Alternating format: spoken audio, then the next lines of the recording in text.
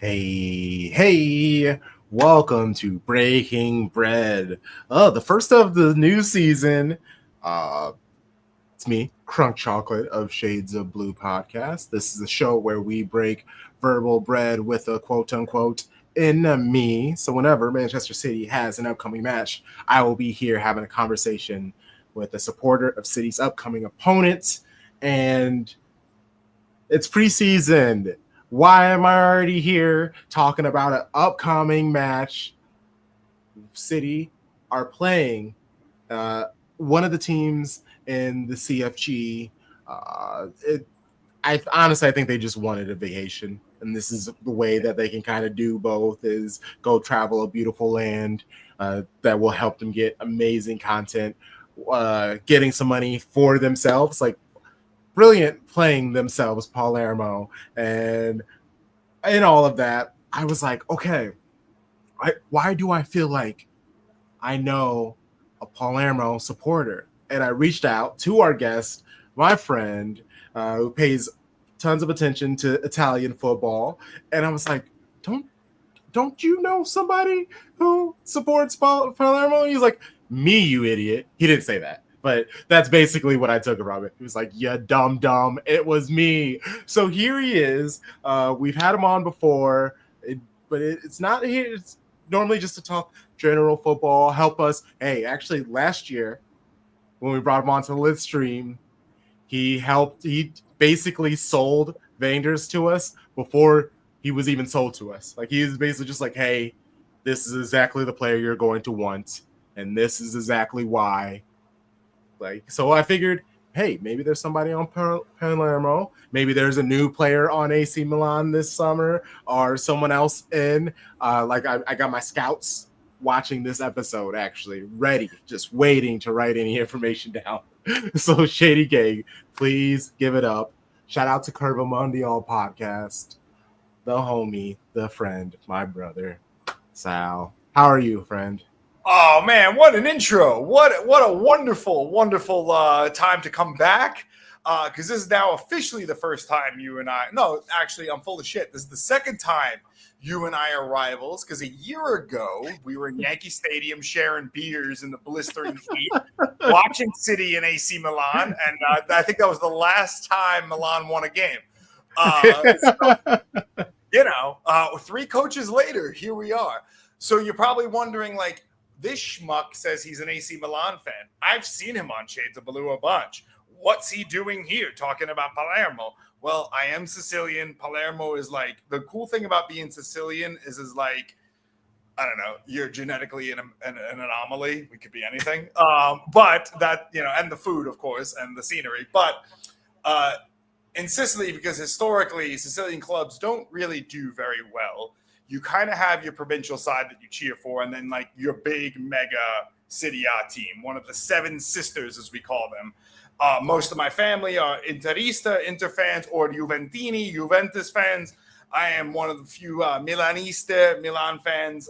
You can hear about all about that in episode 1 of Curva Mundial, which came out many moons ago. But I'm not here to plug my club, my podcast. I'm here to plug the other club. Palermo is sort of like the mistress of teams, because like that's kind of like how Sicilians are. Like, you always have like two teams.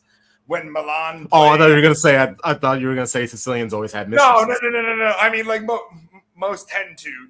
That's a whole other topic, a whole other conversation. Not going to tell all my people. I'm not getting involved in that. I'm not speaking from experience. It's hard enough just dealing with one. So anyway, so Palermo, when like Palermo and Milan used to play each other back when Palermo were great and in Serie A and were sending players to the World Cup. And players that happened to be at the 2006 World Cup, many of them, including Fabio Grosso, Luca Toni, were Palermo players that ended up being one of the reasons we won. Palermo was a huge team and got to be a huge team in the early 2000s. And then really, and I stress the word really bad, financial mistakes led them down to Serie C, then Serie B, and now they're still in Serie B, but this year they're looking to make a comeback. But why I love Palermo is that's the area where my father is from. Both of my parents are from Sicily. My mother's side is more on the Catania side, and my maternal grandfather's side was more on Syracuse on this southern tip. But Palermo is just, I love that city. I love that area. And it's just, that team was always just fun to watch. Not many professional sports teams have pink and black and can make it really cool looking. And as a kid, that was always like, oh yeah, like this is really sweet. Of course, in America at the time, soccer wasn't a thing when I was growing up in the late 80s, early 90s. So you kind of get beat up wearing pink, but the things I've done for football.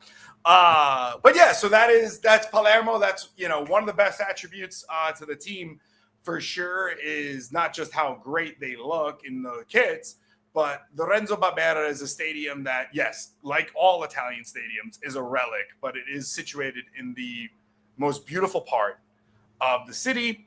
And I know everyone's got like a major crush on Como because like, oh, their stadium's on Lake Como and it's beautiful.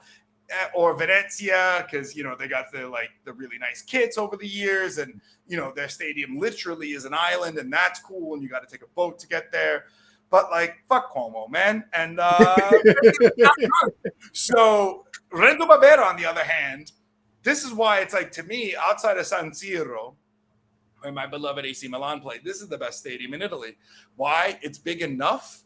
It is also an open bowl, and it hardly ever rains in Sicily. I'm not going to say it doesn't rain because it certainly does. You'll see when it does rain, it's like California.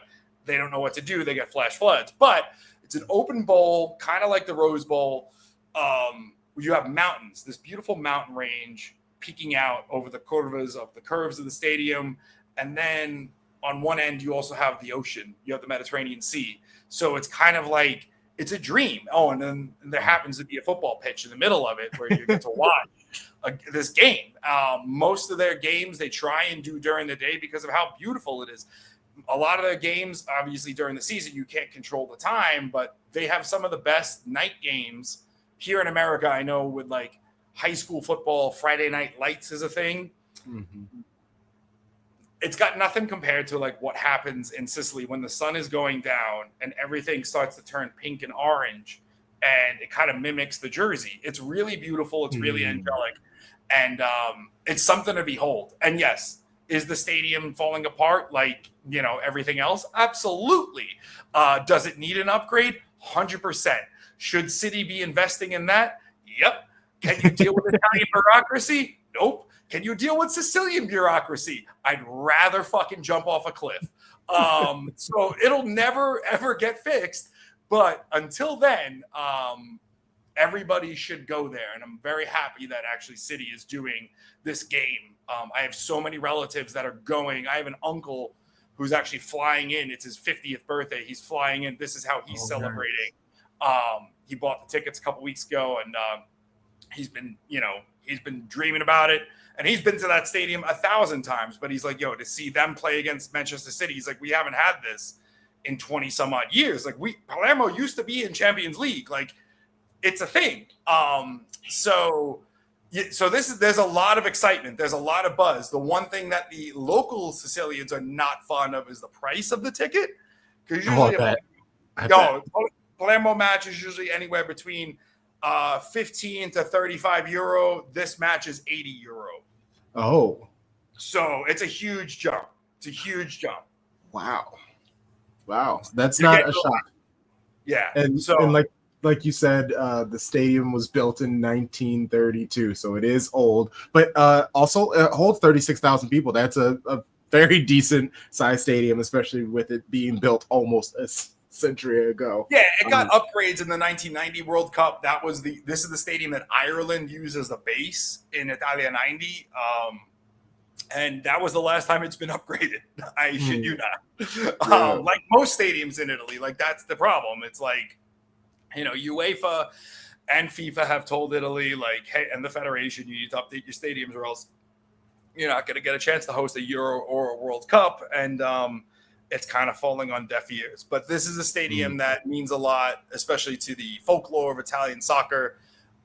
It's very rare that the national team loses there, despite the fact that we lost against Macedonia there, not qualifying for Qatar. But yeah, it's big enough, but it also is. And the one thing about Palermitanas and every Sicilian is that passion and ecstasy shine through. So that is not a quiet place to play, and all the sound reverberates off those mountains. So it sounds like there's triple the amount of folks in there. So it's cool, man. It's a cool place. Yeah, and it appears that this could just be a new yearly thing, from at least what the way that they're making it seem like. And I know Palermo could definitely use the money, and this is probably a great way to raise a bunch of money for the club without, obviously, like, fully injecting money and getting in trouble and yada yada yada, especially because that kind of has been a problem in Italian football. Well, that is a problem that they have made it. Like, there's a lot of like funny money situation going on. Yes. Yes. But I do hope, though, that, like, to your point, I really hope, and I truly hope, that the City Group does do this annually, where they involve almost like a mini tournament. Because, like, how cool would it be to have, like, New York City FC against City, against Palermo, against, like, what's the club that they own in Brazil? Don't they own a club in Brazil? Bahia. Yeah, Bahia.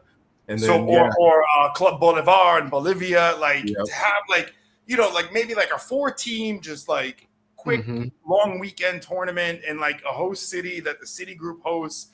That would be like so incredible. I mean, what was cool was, and I will give the City Group this, last year to unveil the new Palermo kit, they had Javier Pastore and they had Amaury, two modern Palermo legends, come to the Puma store on Fifth Avenue and unveil the jersey. Luca Toni was supposed to be there, but he had to fly back because it was the Euros. He was doing stuff for DAZN. He basically got a free weekend in New York, and then once the obligation came in, it was like, oh, I got to take an early flight. But it was amazing seeing how many Palermo supporters lined up in 102-degree heat in a July afternoon in the middle of a work week to meet two guys, get the jersey, and like take photos. And I think that kind of showed that there's an audience for this club outside of provincial Sicily. And I think I think that says something, that the fact that now Manchester City, and yes, you're right, maybe it's a good place to get a nice vacation, but it is 110 degrees there, so your Viking might melt. He's a freak of nature, though. So knowing him, we'll probably get a video of him on social media, like, I'm sunbathing, while laying on a rock. This is right. Pushing my body to my limits. Right. Oh, okay. Well, okay. My next question that I was going to ask is, with City and their multi-club ownership, there are so many people who hate the multi-club ownership. There are people who are City fans who hate the multi-club ownership. But you're speaking positively, at least about City's partnership with Palermo. City Football Group own 94.94% of the club. I look at it like this. They saved this team. Bottom line, they saved this team. This team was supposed to fall by the wayside like every other provincial side in Italy that had nefarious owners, right? The City Group came in and saved Palermo. Without City, and what was cool was they said, we're going to stick to the heritage. We're not changing your colors. We're not going to make this Palermo City. We're coming in. We're going to be majority owners. And, for a while I kept thinking like, oh, this will either be a wonderful money laundering scheme for them or a farm system, like the way the Staten Island Yankees used to be for the New York Yankees, or the Brooklyn Los. Right. So it's like, is this all just a giant network farm scheme where you can skirt financial play rules? The jury's still out on that. I have this conspiracy that that's the reason. Hey, we bought all these players. They're going to eventually play. It's like prime example is Frank Lampard. Signed to the City Group after Chelsea, had some time before NYC officially kicked the ball. You're going to play at Man City for a year. Okay. We haven't seen a lot of that, but no, we haven't. You know in the back of the head, like this could be a thing, you know? Yeah. And it would be cool to have like a player from Palermo go to play at City. But also as long as this helps Palermo, and in hindsight, it hasn't hurt them at the moment. You know, and this summer has been the summer of like revolution for Palermo. They're very excited. They were so close to getting to City A last year. Now it's like this is the do or die season. They made a lot of investment. So again, like not only did Citigroup save my other club, I should say. Not only did they save this team, they saved their fans, and the fans are pretty grateful for it. They've done almost all the things that they have said. The thing that I think we all expected as Palamatans was that we were going to get City A immediately, and then some really delicious marquee signings. But hey, look, maybe we get City A next season, and Jack Grealish comes to Palermo.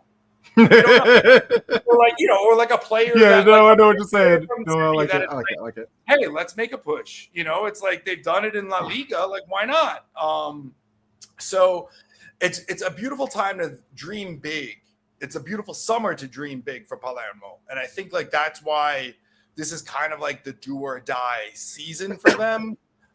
So for multi-corporation, multi-ownership of multi-club ownership, multi-club ownership. Look, I sit here and I'm like, I'd be kind of hypocritical, you know, to thumb my nose at it. Do I like it? No. Do I love it? No. But do I understand why you're doing it? Yeah. You know, seeing like Red Bull Group buying a bunch of teams. And again, it's funny that two multi-club ownership groups have teams right based in New York City. So it's like, you know, they've done their thing. I feel like Red Bull, at least like you said, Man City, they do try to respect the culture of the clubs, where Red Bull will go and completely just change names and be like, no, you're a part of our, this doesn't mess with the, we need things to align with our brand. And if you don't do that, then you don't get any money, even though we bought you already. Like, And the funny thing is that if you're New York Red Bull, you've done and you've aligned with all that, you haven't really made any moves since Thierry Henry left. So it's like, really? What is this all for then? Yeah, that's dope. Okay, well, let's learn a little bit more about the club. And you said that they've been investing in the team over the summer, so I assume that there have been some players brought in. They finished 8th last season, that's fairly decent. They were 6th the season before that. So they do have the possibility to move up. And I assume in Serie B that it's, you know, like every like lower tier, the finances aren't so big. So it's probably easy to make a lot of movement with minimal money. Correct. Like to see nuance though, 8th place in City B is kind of like a top 5 if you think about it, because of the fact that it's such a tight league, like you would see in championship level football in the English footballing pyramid. It is very tight. Like on a weekend, you can go, if you win a game and a couple rivals lose, you could clearly jump 4 or 5 spots. That's not out of the ordinary. So it is an increase. I would just want to like point that out too. So like 8th place, while it might be mid-table, is not great for a team of. Oh, there's like a promotion playoff that they could have. Yes, and there's also this bizarre fucking promotion playoff. Oh, very similar to like League One. Okay. Or championship. Very similar. Very similar. Yeah. So the first 2 slots are guaranteed. It's that 3rd slot that's where it becomes the playoff push. Okay. So another Sicilian side many years ago, Trapani. This is kind of speaks to Sicilian football, Italian football as a whole. Trapani, which is about a half hour from Palermo. Trapani were having a great City B season. They went into the playoff. They lost the playoff. They almost made it to City A for the first time in their season history. This was 10 years ago. Oh, they were this close to making it, lost, and then their owner was seen running away with suitcases full of cash to his yacht, where he was caught by the Carabinieri, which kind of explains like this is Italian football in a nutshell. He basically took the ticket receipts and the box office and was just like, "Great, I'm out of here. Thanks for playing, wow. guys." The team is currently now in 4th division. So we ain't seeing Trapani no more. But so like Palermo is kind of like everyone's hope.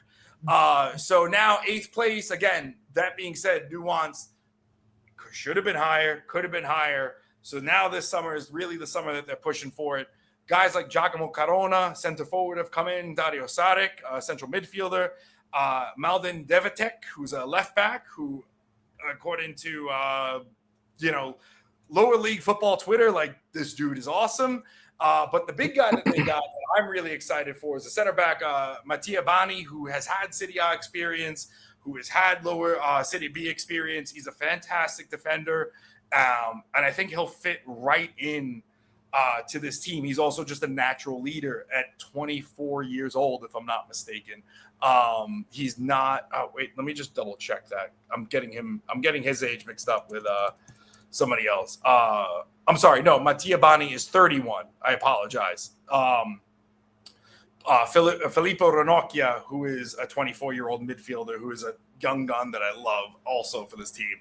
But Bani is great, and I'm so happy that they signed him. He's like the splashiest of all the signings because he's the most experienced. If you watch Welcome to Wrexham, this is kind of like how they're picking and choosing. You would think that because it's Citigroup, we've got large sums of cash. Why don't we just get some like fringe City A players, throw a bunch of money at them, and put them on the bench? It still doesn't work like that in City B. They still have to abide by a certain cap to make it fair. Yeah. But that being said, the players that they've got and the people that they've added in are gonna be a very strong side. But their biggest signing this summer was hands down their manager, without question. Filippo Inzaghi, the brother of Simone Inzaghi. Filippo Inzaghi, the guy who was a goal-scoring machine at AC Milan and Juventus before that, but we don't talk about that. But his coaching career is interesting because unlike his brother, who had an okay playing career, has had a phenomenal coaching career, Filippo Inzaghi had a phenomenal playing career and an okay coaching career. The biggest club he's ever managed has been AC Milan, and it was not good. It was a fucking disaster. But he has been a manager that has understood his position at this point over the years. In the last 10 years, he realized, you know what? I'm not very good at the big clubs or clubs that really want to push for top 5 in City A. What I am good at is keeping clubs that are lower level City A from getting relegated, or clubs in City B and getting them promotion. He was the manager at Pisa last year, and Pisa will be rejoining City A for the first time in quite some time. Pisa had a remarkable season in City B last year. So Filippo Inzaghi understanding the assignment, if you will, realizing that like, I know what's going to happen when I go back to City A with this team. Let me stay back in City B. Palermo threw a ton of money at him to lure him over, and he did, and he's gotten a hero's welcome. Everybody is very excited because he's kind of understood his place that, like, my job is to get you to the next level. I'm going to say goodbye then afterwards, and you're going to get somebody that can take you a little bit further. But it's the idea that if Palermo can get to City A, that's why this is the season. This is the season to do it. And if they can't do it this season, fuck. That's all I got to say. But so their best transfer this summer has been Filippo Inzaghi, the Italian legend, the guy that many would say were born off sides, but he's going to do the work. And I think and they're giving him the players that he wants in the confines of what he can get. Yeah. And so far, so good. I mean, just knock on wood and please make sure no one gets hurt. So I'm looking at you, Erling Haaland. And I'm looking at you, Doku. Do not fuck with my defenders. I love it. Well, and I was looking over the roster, and I saw there is a CFG product on the team. Claudio Gomes. He's been. I remember hearing about this kid. Oh my god, he was like 17, 18. Bro, and he was supposed to be a legend. Like, and I remember playing FIFA back in the day, and his potential was so high, and I would just like loan him off a couple times, and then all of a sudden he'd be like super good. He's 25 now. Like, it is what it is with him. But I saw that, I was like, that's where he's at. Dang. So I mean, at least it's dope that he's still in the whole like city umbrella, and it'll be good to maybe see him. Yeah. Well, look, I mean, it is interesting that like there was so much hype. You're right. I actually forgot that he's a Citigroup in Citigroup transfer, if you will. Completely forgot about that. And he's decent. He's like mad decent. And 25 is not old. He still has time to be. Let him get Palermo to City A, and then next year when he does really well in City A, we can sell him for like 30 million. Yep. Yeah, or you take him back. All right. Oh, no, that's not happening. Oh, that's not happening. That's not happening. Then you sell him for 30 million, and there'll be some dumb team that'll buy him. Probably the other one that I cheer for. Do I hate my parent club? Yes, I do. Am I happy about Milan this summer? No, I am not. Well, and a lot of, especially when I talk to like English Premier League supporters, they will like their club, but then they'll be like, I also love Bolton, or I also love Bristol, like, or the Manchester people, they'll be a fan of like Stockport or something like that. Right. So like you're spot on. Our English listeners will completely understand what you're talking about. There's where your heart is, and then sometimes you don't want to be heartbroken. This is also the team of the blood too. You can't really go against the blood. But it's look, this is like a cool time to be a Palermo fan, because again, like they're gonna make waves, and I hope they fucking make waves. Because once they get back to Serie A, the parties that you saw in Napoli when Napoli won Scudetto, I'm sorry, they're gonna be considered quiet until Palermo gets back to Serie A, because I think like at this point, like all of Sicily, that entire island will cheer and celebrate, because of just like we have a Sicilian club back in the fold of the main league. So, I just saw Palermo's home kit this year. Oh my god, that is gorgeous. I'm telling you, dude. Like that's the other thing too. Like we've never had a bad jersey. Palermo we've had ugly sponsorships. We have had like old Wild West betting, disgusting, really terrible on the front of the kit. Or Sicily by car, which was like it looked like a shitty like website link. But that being said, in my lifetime, 41 years old, Palermo has never had a bad jersey. I've never Sicily by car. What is that? Is that that's like just Uber? A travel agency. Yeah, no, it's a travel agency. It's like, oh hey, I want to go by Sicily by car. You rent a car and they fucking plug it in. And their away kit. I mean, okay. I found my new Serie B team. Dude, if you want them to be a Serie A team next year, that's fine too, baby. Like, because look, I really do. I'm speaking it into existence. Please do. I need all of you to speak it into existence. I think all of Sicily needs you to speak it into existence. If Sicily's going to be a nice tourist spot now and overrun by like people from the world coming over because they like White Lotus, we should have a proper football team, representing. But again, I'm serious. You will go down the world's greatest rabbit hole. Dead stock Palermo jerseys of the last 45 years. You won't find an ugly one. Again, they're the only team I can say unequivocally, without any hesitation, have always had the best kits. Always. Fashion. We love what we do, baby. It's what we do. Right? Okay. So money laundering and fashion. What else can we do better?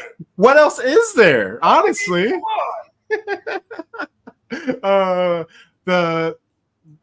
guess magnifying on the roster a little bit more. I would like to ask you, who is a defender, a midfielder, and an attacker that could possibly be standouts on the match for the match on Friday, I think it is. Yep. So definitely going back to Matteo Botany, this should be his first starting game. You're gonna like if you watch Palermo last season and you're watching him this season, he'll definitely be the leader, getting the soldiers in line in the back. Again, he's been my favorite signing, aside from Pippo Inzaghi this summer. Felipe Ranocchia, again, 24 years old, just kind of a natural-born leader. I personally feel he should be playing in Serie A. He's that good. I don't get why he does get a lot of criticism. He does get a lot of flack. But I chalk that up to his youth. Again, 24 years old. I know what I was doing at 24, probably fucking up somewhere, not leading a team to potential promotion. But I like him. I like him a lot. It's a good young Italian that, we just need on the national team. Mm-hmm. And then to go Viking to Viking, because this is going to be fun. I like it. The Finnish forward, Joel, I can't pronounce his last name for the life of me. Pohjanpalo, Pohjanpalo. I've spelled it out. I'm not going to attempt to pronounce it again, but he's very good. And again, him against Holland, they're about the same height, so it'll be fun. They're both blonde. They both turn lobster red in the sun. So my hope is that Joel has the leg up because he knows what the Sicilian he's a little more used to it than Holland. Yeah, that's it. But so yeah, it'll be fun to see the Nordic battle up front. But yeah, it'll be a fun game. At the end of the day, it'll be a fun game. And the fact that look, and Crunk, I said this to you last summer at Yankee Stadium. At the end of the day, we're here watching our clubs, right?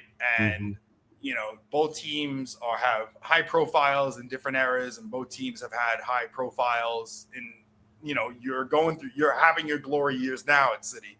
Milan may have had theirs years ago. I don't know if I'll see those glory days again the way things are going, but the fact that you have a Pep Guardiola gracing his presence at Renzo Barbera in the summertime, that's huge.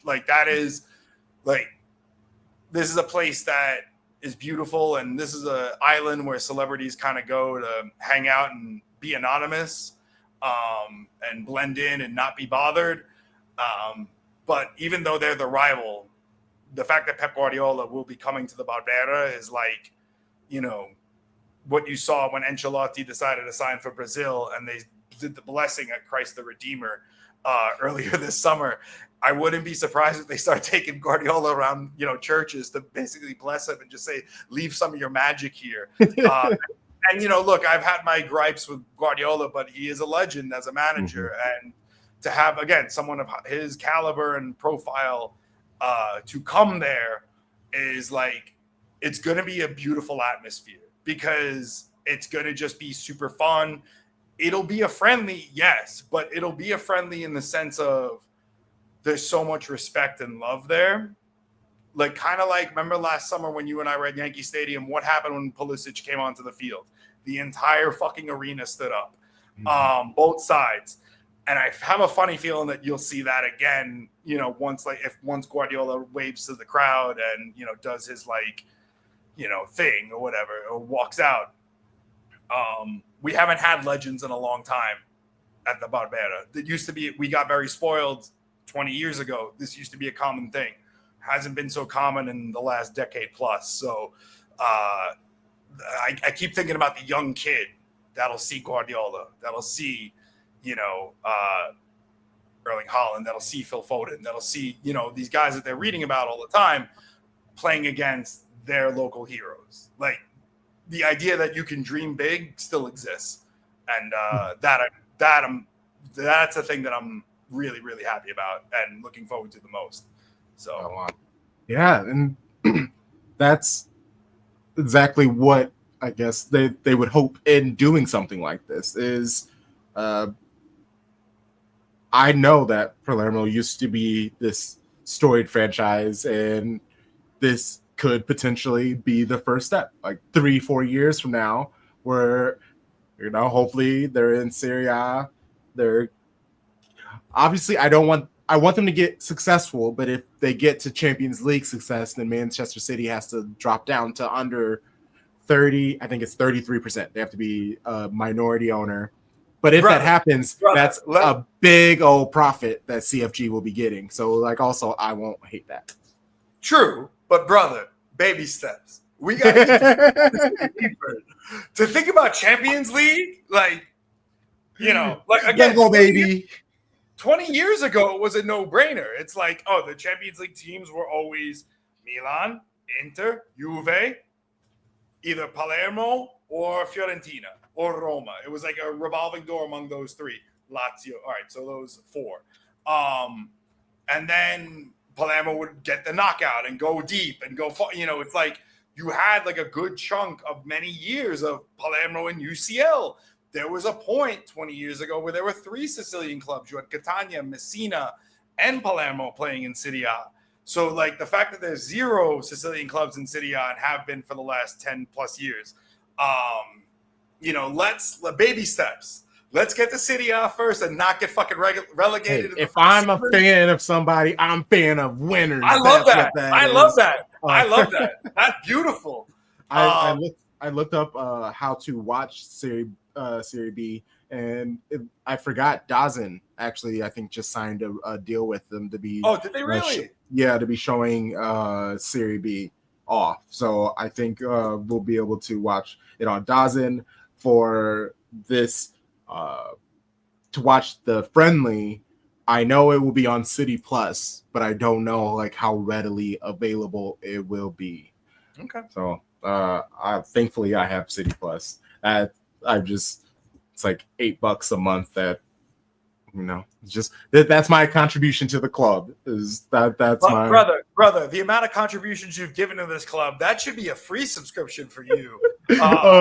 You would think it's I actually don't mind because there's a lot of amazing content on City Plus, honestly. I'm sure there is, but I'm gonna make a plea. Sheikh Mansour, get my boy here. You don't need the fucking $8. Number one. Number two, your greatest advertisers ever, the Gallaghers, are on a sold-out tour making $1 billion this summer. Do you know how much money City is going to get just from that tour and peripheral? He does. Sales? He has like the whole stadium doing the positing. Give me a fucking break. I was at the one in Cardiff, dude. It was incredible, but give me a fucking break. $8 a month. You don't need the money. Oh, I love it. Okay, well, yeah. Before we get you out of here, it's a friendly and everything, but it's fun to ask. Like, how do you see the match going? Look, I do think City will win, and I think it'll be 4-2. I think it'll be 4-2 in favor of City. I definitely think we'll get a couple in there. I say 4-2 because the golfing class still at the end of the day is vast. And while I am excited for what the season will be, the City can play literally their C team, and their C team has more tactical ability than what's gone on. Also, Inzaghi's only been there for a month or so now. So I'm going to go 4-2, but they're going to put up a fight. And again, like, I think it'll just be fun. I think anybody traveling to this game, as I said, my uncles and my cousins will be there. The excitement seems to be palpable in the city, which is great. Yeah, because the excitement hasn't been palpable in a very long time. Oh man, well, thank you for your time, my friend. Please plug yourself, let people know where they can find you and the things that you do. All right, so season 12 of Curva Mundial is coming out this Saturday, August 2nd. Curva Mundial is a podcast about the fans of the beautiful game. We've had our boy Crunk here on the show. I say this every year and every summer. I got to get the other guys on, and I will. Tom Bomb, Sarpi Charlie, Tariq, don't worry. The invitation's coming. Don't worry. It's a podcast where fans talk about why they fell in love with the team, and it's famous and not famous folks. this season that we have coming up. We have Gang of Four. We have Echo and the Bunnymen. We have former Manchester United keeper Gary Bailey. I'm a big music nerd, so there's a lot of bands that happen to also be on. So it's fun. I think it's fun, at least. Thank you, pal. And you can follow us at Curva Mundial Pod. That's on Instagram and Twitter. We'll eventually launch a YouTube, but it's just one thing at a time. And you can find the podcast at anchor.fm/Curva-Mundial. If that seems too long, because it is, you can just check us out on the socials again at Curva Mundial Pod, and you'll find it all there. And as always, thank you, my friend, for having me on. This was great. Of course. And all his information where you can find him and his podcast. So just check the show notes, the show descriptions. It will be there. Shady Gang, thanks for hanging out with us. We record the first episode of the season very soon. We will be back with more. We have our watch-alongs. We have some stuff that we'll be doing on FanFest. We have some stuff that obviously our Patreon. We have amazing things going on that constantly. And YouTube's, you'll get some things here and there. Enjoy. But until then, you know the vibes. Shady Gang, Shady Gang, Shady Gang.